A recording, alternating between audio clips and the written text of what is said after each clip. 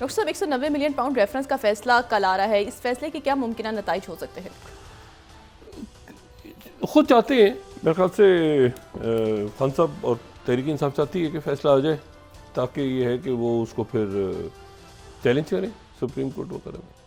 लेकिन असल बात तो ये है कि जो मुलाकात के हवाले से कल खबर सामने आई कि बैरिस्टर गौहर जो हैं उनकी मुलाकात हुई है, और फिर उसके बाद सिक्योरिटी ज़राए ने उसकी जो है वो वजाहत की शाम को।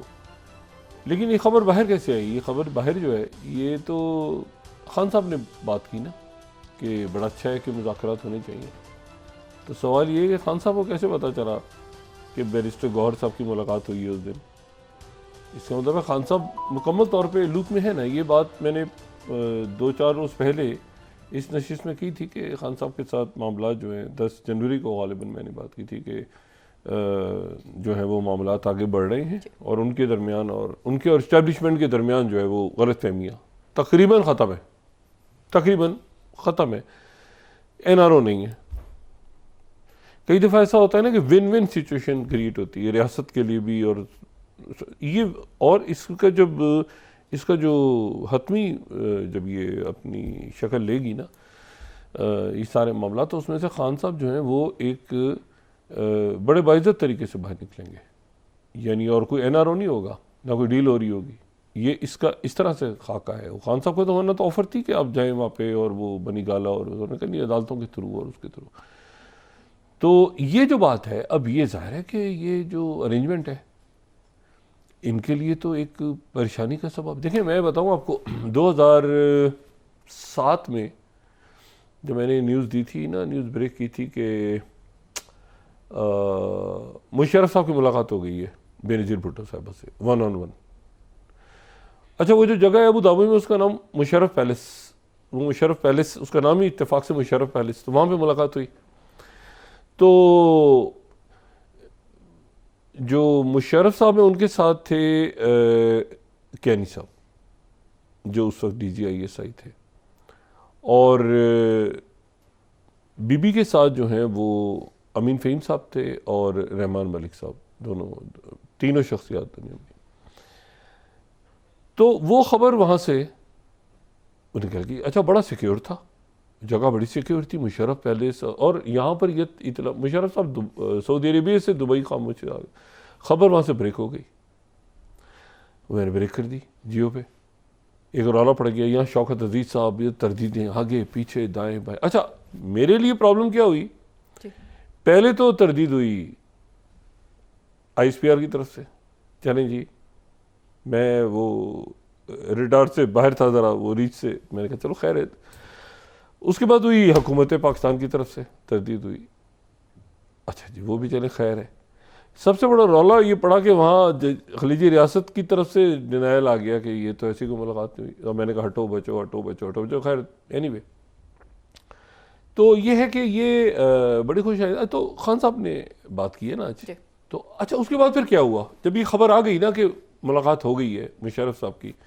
अच्छा, शेख रशीद साहब उस वक्त वज़ीर इत्तलात थे गालिबन, या रेलवे के वज़ीर थे, जो भी, उनको थोड़ा थोड़ा अंदाज़ा था। तो वो इस तरह के बयान देते रहते थे कि अभी वो थोड़ा सा गोल हो गया है और गोल नहीं हुआ है और ये हुआ है। उनको कहीं से इंडिकेटर मिला हुआ था कि ऐसी कोई बात चल रही है बीबी के साथ। लेकिन ये हुआ कि जैसे ही बात हुई तो शौकत अजीज़ साहब मुझे बाद में कहते हैं हम तो ये कैबिनेट की मीटिंग हो रही थी तो हम तो परेशान हो गए कि क्या ये खबर ब्रेक हो रही है, हमें तो पता ही नहीं था। तो लेकिन उसके बाद ये हुआ ना कि फिर वो पोजीशन ख़राब हो गई ना, यहाँ जो सेटअप था वो हिल गया इस बात को सुन के। वो नहीं हुई, हो रही है वजाहतें आगे पीछे दाएं बाएं, लेकिन खबर एक तो निकल जाए ना कि एक राब्ता हुआ है, तो दूसरा सेटअप फिर हिल जाता है। फिर वो जो है ना वो ये जो मतलब अब जो भी कर लेना इसकी वजाहतें करते रहें, कुछ नहीं हुआ, ये हुआ वो हुआ। असल बात ये है, नंबर 1 NRO नहीं हो रहा और डील नहीं हो रही। ये तो बिल्कुल क्लैरिटी, ये तो आपको नज़र आ रही होगी ना बातें कि जी बनी गाला का वो अच्छा नहीं था, ये नहीं था, वो नहीं, ये छोड़ दें, ये सरकारी सच है सारे।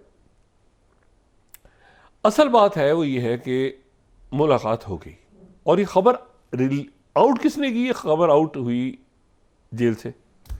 अच्छा, इस बात को बैरिस्टर गौहर चाहते तो रोक सकते थे, जी इसको वो रोक भी रहे थे, गालिबन आगे पीछे दाएं बाएं बात हो रही थी बैरिस्टर गौहर और वो अलीम। लेकिन आप देखें ना कितनी इंटरेस्टिंग बात है।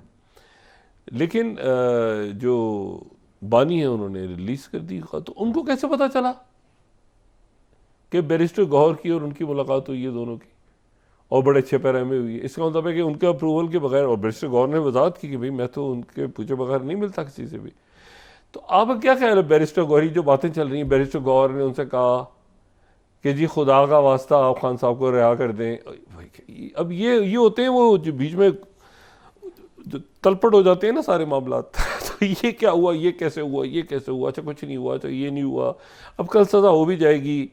अब ये जो मुज़ाकरात का एक पूरा पलंदा आ गया सामने, उसके ऊपर राना सनाउल्लाह साहब और इरफान सिद्दीकी साहब, मतलब ये पलंदा है और ये मुलाकात के बाद आया है ना जी। तो ये इनको इसका मतलब है कि ये तो बिल्कुल, अब ये जिनके से रिलेटेड है उनसे तो मुलाकात हो गई है, तो वहां से मुलाकात के बाद ये आया इतना सख्त पलंदा, उसके ऊपर वो कह रहे हैं हम क्या करें, आगे पीछे बजा हुकूमत में बैठे हैं आप करें। इतना सख्त इतने बड़े सख्त मुतालबात हैं। 26 नवंबर, 9 मई जुडिशल कमीशन, जजेस, ये वो सारा, उसमें कौन से जज होंगे, कैसे होगा, 1 हफ्ते का टाइम दिया हुआ है सारा। तो अब ये यहाँ पे परेशान है कि भाई 1 मिनट ठहर जाओ, ये जो है ये उस मुलाकात के बाद इतना सख्त है, ये सोच रहे हैं, हम भी सोच रहे हैं, और सोचेंगे तो हम किसी मंजिल तक पहुंच पाएंगे। तो जितनी देरी सोचते हैं, हम जश्न मनाते हैं उस जंगबंदी का जिसका कल शाम को ऐलान हो गया, और वो ऐलान किया कतर के वज़ीर आज़म और वज़ीर ख़ारजा। अच्छा, बड़ा डिले हुआ, ये बड़ी ताख़ीर हुई रात को जब उनके वज़ीर आज़म और वज़ीर ख़ारजा जो है वो आए, मोहम्मद बिन अब्दुर्रहमान सानी जो है, और उन्होंने ये कहा कि ये मुतालबा जो है ये मतलब सीज़ फायर का एग्रीमेंट हो गया।